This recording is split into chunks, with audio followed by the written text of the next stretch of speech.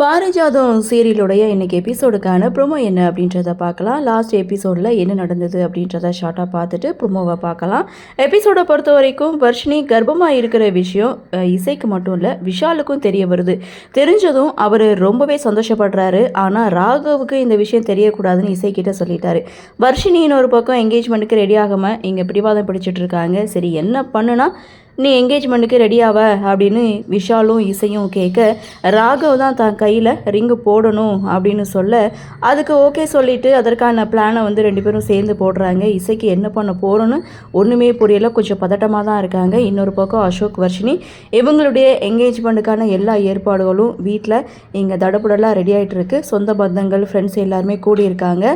So Ashok வந்தாச்சு, அதுக்கடுத்து வர்ஷினியுடைய entry. So ஒட்டுமொத்த குடும்பமும் ரொம்ப சந்தோஷமாக இருக்காங்க.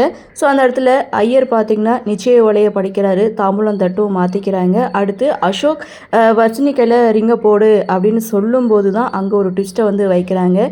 என்னன்னு பார்த்தா பர்த்டேக்கெல்லாம் இந்த கலர் பேப்பரை வந்து பிளாஸ்ட் பண்ணுவாங்கள்ல, ஸோ அதை வச்சு இசை வந்து பிளாஸ்ட் பண்ணும்போது எல்லாருடைய கவனமும் சிதறுது. ஸோ அந்த இடத்துல ராகவ் வர்ஷினி கையில் ரிங்கை போட, வர்ஷினி ராகவ் கையில் ரிங்கை போடுறாங்க. இந்த விஷயத்தை ஸ்ரீஜாவும் சிந்தாமணியும் கவனிச்சுட்டு எப்படியோ, ஆனால் இங்கே இருக்கவங்க எல்லாருக்கும் அசோக்குக்கும் வர்ஷினிக்கும் தானே என்கேஜ்மெண்ட் நடந்ததாக நினைப்பாங்க அப்படின்னு சொல்லிட்டு அவங்க ஒரு பக்கம் சைலண்ட்டாக நின்றுட்டு இருக்காங்க. ஸோ என்கேஜ்மெண்ட் நடந்த சந்தோஷத்தில் ஒட்டுமொத்த குடும்பமும் அங்கேருந்து எழுந்து போகிறாங்க. ராகவ் வர்ஷினி இவங்க ரெண்டு பேரும் ரொம்ப ஹாப்பி. இதுதாங்க லாஸ்ட் எபிசோட்.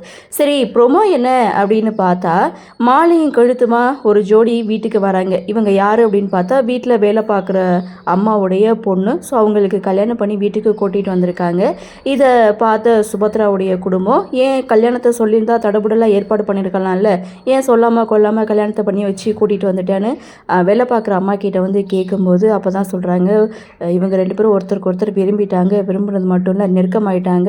ஸோ அவள் 3 மாதம் முழுகாமல் இருக்கிறா அப்படின்னு சொன்னதும், என்னடா இது வர்ஷினி கதையாக இருக்குது அப்படின்ற மாதிரி ப்ரொமோவை முடிச்சிருக்காங்க. ஸோ சிந்தாமணி ஒரு பக்கம் ஸ்ரீஜா கிட்ட புலம்புறது என்ன அப்படின்னு பார்த்தீங்கன்னா, இந்த வீட்டில் பிறந்ததை விட இந்த வீட்டில் வேலை பார்க்குறவங்களாம் வந்திருந்தா இந்த வீட்டையே ஆள்ருக்கலாம் அப்படின்ற மாதிரி அவங்க ஒரு பக்கம் புலம்பிகிட்ருக்க ப்ரொமோவை முடிச்சிருக்காங்க. ஸோ இது பார்த்திங்கன்னா வர்ஷினி ராகவுடைய கதை மாதிரி இருக்குது. ஸோ சுபத்ரா என்ன முடிவெடுக்க போகிறாங்க அப்படின்ற ஒரு எதிர்பார்ப்பு. சரி, பார்க்கலாம் என்ன நடக்குது, என்ன மாதிரியான சுவாரஸ்யத்தோடு கதைகளை நகர்வை கொண்டு வராங்க அப்படின்றத நாமளும் பொறுத்திருந்து பார்க்கலாம்.